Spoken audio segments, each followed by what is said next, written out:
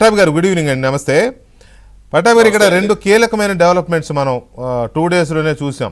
2 days కాదు, ఒక రకంగా చెప్పండి వారం రోజుల నుంచి ఈ డెవలప్మెంట్ చూస్తూనే ఉన్నాం. విజయసాయి రెడ్డి వచ్చి కన్ఫెషన్ ఇవ్వడం, మళ్ళీ మిథున్ రెడ్డి అక్కడ బెయిల్ రిజెక్ట్ అవ్వడంతో ఆయన వచ్చి విచారణకు హాజరవ్వడము, కసిరెడ్డి ఏమో ముందు తప్పించుకోవడానికి అది చేసి ఇది చేసి చివరికి ఎటో పోవాలనుకుని ఇక్కడ దొరికిపోయాడు, శంషాబాద్లో దొరికిపోయాడా, సరెండర్ అయ్యాడా, వాట్ ఎవర్, అదేదో రకరకాలుగా మాట్లాడుతున్నారు. అది పక్కన పెడితే ఈ 2 అరెస్టులు ఎటువంటి పరిణామాలకు దారితీసే అవకాశం ఉంది? వికే గారు, 2 కూడా చాలా కీలకమైనటువంటి కేసులు.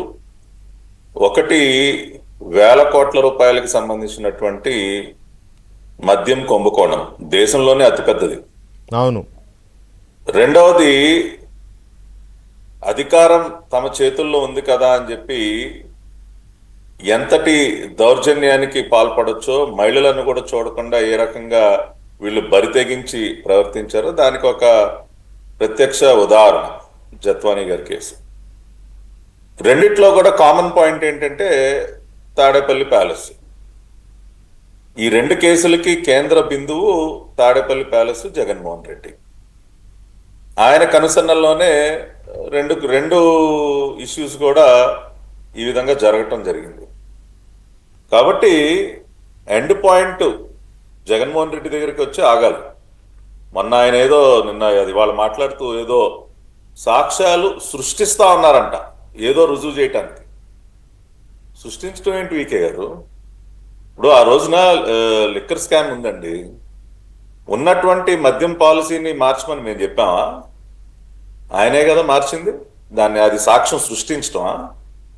అసలు ఈ స్కామ్కి తెరక్కడి లేచిందంటే నూతన మద్య విధానం పేరుతో వీళ్ళు మొత్తం మద్యం వ్యాపారాన్ని మొత్తం కూడా తమ గుప్పెట్లోకి తీసుకోవటమే కదా దీనికి మూలం. ఆ మద్యం పాలసీ యొక్క సృష్టికర్త ఎవరు? జగన్మోహన్ రెడ్డి కదా. అది మేము సృష్టించామా? ఉన్నటువంటి డిస్టిలరీలన్నింటినీ కూడా కబ్జా చేసి మేం చేసామా? 100 కోట్ల ఫైనాన్స్ మేము ఇప్పించామా డిస్టిలరీలకి? ఇది మేము సృష్టించామా? ఏ సాక్ష్యాలు మేము సృష్టించామండి? ఇవన్నీ కళ్ళెదురుగుండా కనపడతా ఉన్నాయి కదా. ప్రైవేట్ వారి చేతుల్లోంచి మొత్తం మద్యం దుకాణాలన్నింటినీ మీ చేతుల్లో మేము పెట్టామా? లేకపోతే మీకు మీరు అవన్నీ లాక్కుని దేశంలోనే అతిపెద్ద లిక్కర్ డాన్ కింద మీరు మారారా? మద్యం షాపుల్లో డిజిటల్ పేమెంట్స్ ఏమి లేకుండా ఓన్లీ క్యాష్ అని మేము సృష్టించితే నడిచింది అది? ఏది ఎవరు సృష్టించారు వికే గారు? వాళ్ళు ఏదో పడి ఏడుస్తా ఉన్నాడు. లిక్కర్ ట్యాక్సులు పెంచాం, దీనివల్ల రేట్లు పెరిగాయి, అమ్మకాలు తగ్గాయి అని ఆయన అంటాడు. అంటే పెరిగిన ట్యాక్సులు ఎక్కడ పోయినాయి? అంత నగదు లావాదేవీలు అయినప్పుడు పెరిగిన ట్యాక్సులు ఎక్కడ పోయినాయి? ఎవరి జేబుల్లో పోయినాయి? కాదు సార్, ధరలు పెంచి నాసిరకం మద్యాన్ని, ఆఖరికి కోవిడ్ సమయంలో అన్ని దుకాణాలు క్లోజ్ అయి ఉంటే కేవలం మద్యం షాపుల్ని తెరిచించి దాని బయట ఉపాధ్యాయుల్ని క్యూ మెయింటెనెన్స్ కో పెట్టించి కూడా మరి అమ్మాడు కదా. అవును.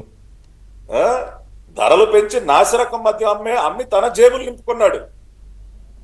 ఇదే రాష్ట్ర ఖజానా నింపలా, తన సొంత జేబులు నింపుకున్నాడు. ఇవాళ మనీ ట్రయల్ అంతా కూడా బయటపడతా ఉంది కదా. కాబట్టి ఇవన్నీ కూడా ఎవరు సృష్టించినటువంటి అంశాలు కాదు సార్, ఇవన్నీ కూడా ఆయన చేసినటువంటి పాపాలు. ఆ పాపాలు వాళ్ళు ఒక్కొక్కటిగా బయటకు వస్తూ ఉన్నాయి.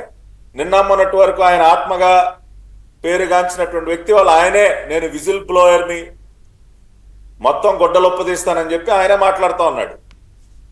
ఎందుకంటే ఆయన కళ్ళెదురుగుండానే జరిగింది కదా ఈ పాపం అంతా కూడా.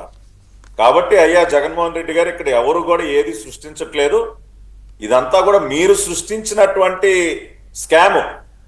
దేశంలోనే అతిపెద్ద కుంభకోణం, 1000 మంది ప్రాణాలని బలిగొన్నటువంటి కుంభకోణం ఇది. కాబట్టి మీరు సృష్టించినటువంటి పాపం, మీరు చేసినటువంటి పాపం, దాని యొక్క పర్యవసానాలు మీరు అనుభవించి తీరాల్సిందే. ఇక్కడ ఒక పాయింట్ ఏంటంటే ఇప్పుడు మీరు చెప్పిన దాంట్లోంచి ఆయన మాట్లాడింది జగన్మోహన్ రెడ్డి